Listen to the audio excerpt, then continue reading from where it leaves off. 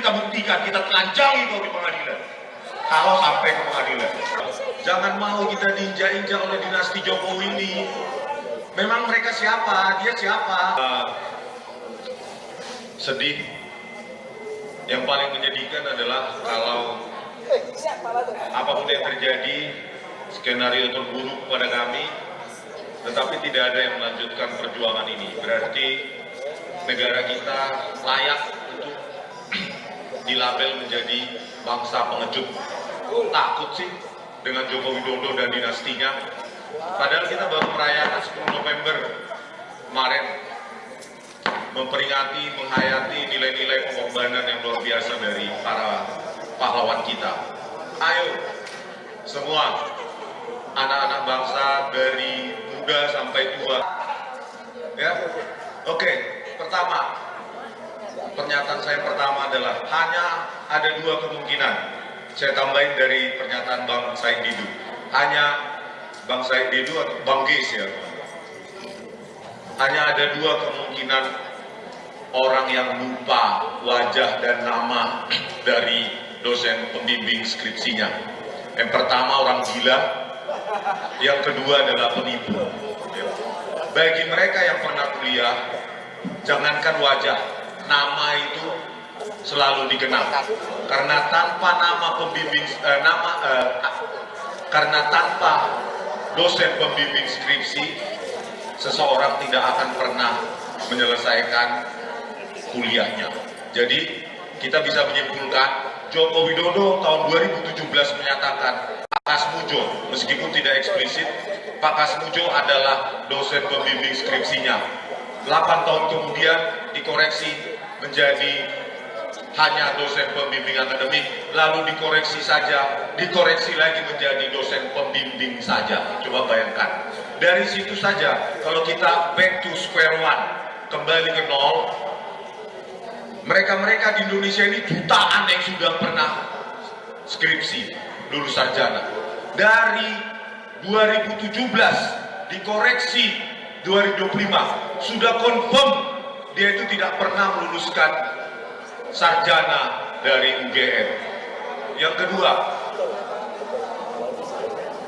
setelah menyelesaikan buku Jokowi's White Paper, kami menuntaskan lagi anaknya yang menurut informasi yang sangat lengkap di beberapa podcast Pak Roy Suryo, maka saya menceburkan diri juga sehingga ada ide untuk mendatangi Kemdikbud. Saya yakin ya, penersangkaan kami tidak lepas dari upaya-upaya kami mendatangi bersama Pak Roy Suryo, Bu Tipa, dan Bang Jagi dan lainnya, Bang Menu, bahwa kami mendapatkan informasi yang sangat krusial bahwa Gibran di Orchid Park Secondary School hanya 2 tahun setelah lulus dari SMP Negeri Surakarta, SMP Negeri 1 Surakarta, SMP Negeri 1 Surakarta, di Orchid Park Secondary School kembali lagi ke kelas 9. Lulus dari SMP Negeri 1 Surakarta, kelas 9, ke Singapura kelas 9. 2 tahun berarti kelas 9, kelas 10, alias kelas 1 SMA. Lalu kemudian katanya Gibran mengikuti UTS Insert, langsung masuk ke program diploma yang menurut buku yang sedang kami tuntaskan, ya, referensinya itu ada di web archive UTS Insert tahun 2004, bahwa ketika seseorang masuk ke program diploma di UTS Insert, maka dia harus selesai kelas 12. Jadi menurut Dr. Eko Susanto di Sekretaris Kementerian Pendidikan Dasar dan Menengah, itulah yang disetarakan kelas 1 SMA plus diploma, ujungnya jadi SMK. Di buku ini saya jelaskan juga, nanti dituntaskan oleh Bu Tifa dan Pak Roy, mungkin dipaket dalam buku judulnya Gibran Black Paper. Jadi apapun yang terjadi, sebarluaskan buku itu, ya. Jangan sampai orang inkompeten ini yang hanya sampai kelas 1 SMA bisa jadi presiden 2029. 2029 kalau kita nggak bersatu, maka Gibran kemungkinan besar dengan uang bapaknya yang berapa ribu triliun, dan semua orang bisa dibeli dengan uang itu, maka bukan, saya nggak mengutip 99,9% dari Pak Roy, 11.000 triliun persen pasti dia jadi presiden 2029.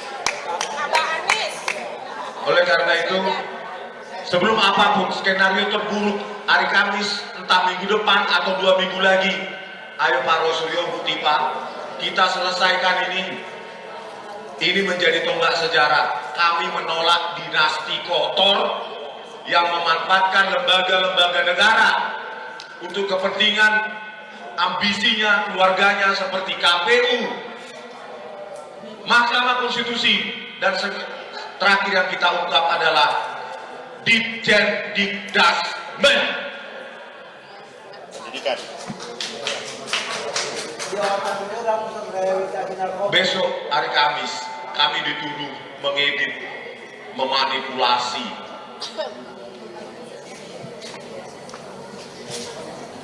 dokumen elektronik ijazah Jokowi, hanya karena menurut beberapa ahli forensik langganan kepolisian, ya, di meja penyidik ditanya jawab, oh iya ini diedit, ini dimanipulasi, ini tidak ilmiah.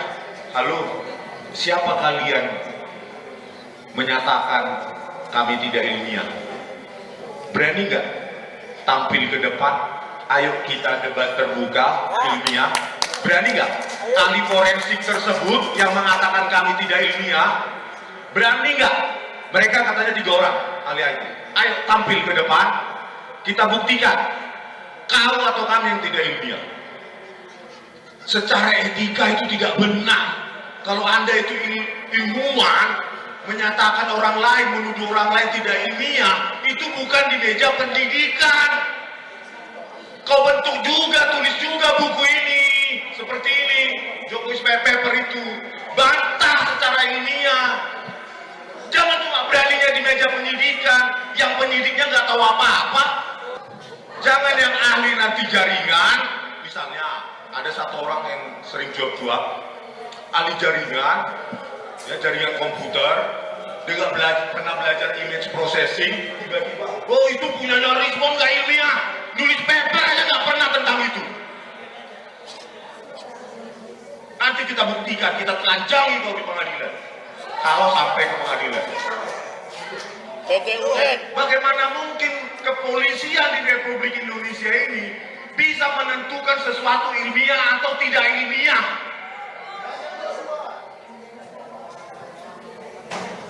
Otoritas kepolisian menentukan ilmiah atau tidak ilmiah tanpa menunjukkan mana yang tidak ilmiah dari kajian kami, mana bagian yang kami edit. Saya minta kepada tim hukum, ketika ini diuji di pengadilan dan tuduhan mengedit, memanipulasi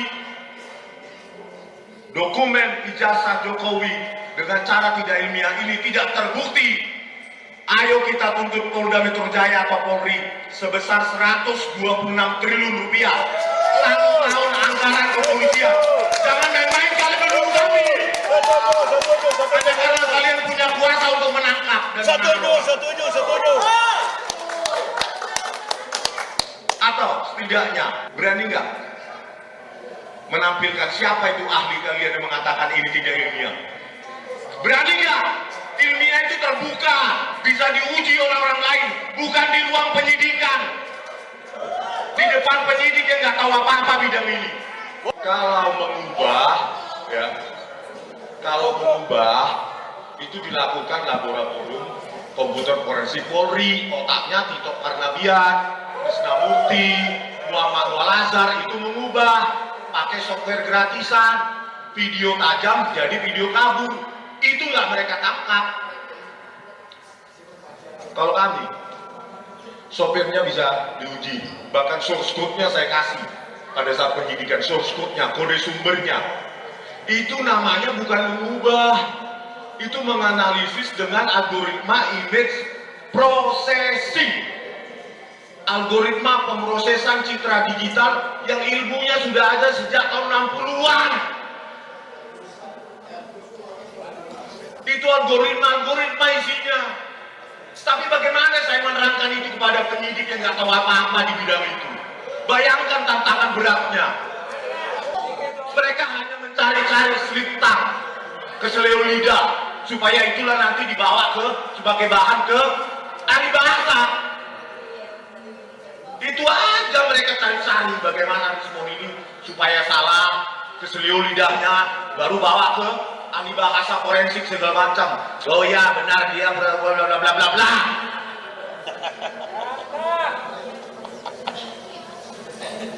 Seharusnya penyidik itu ditemani oleh ahli bidang yang sama. Atau besok tanggal 13 hari Kamis, coba 3 ahli forensik IT itu berada bersama dengan penyidiknya. Itu yang benar. Mana yang dikatakan tidak ilmiah, mana yang dikatakan saya mengedit, mana yang dikatakan saya memanipulasi, gitu loh. Dengarkan dua pihak. Yang paling menyedihkan bukan skenario terburuk pada kami.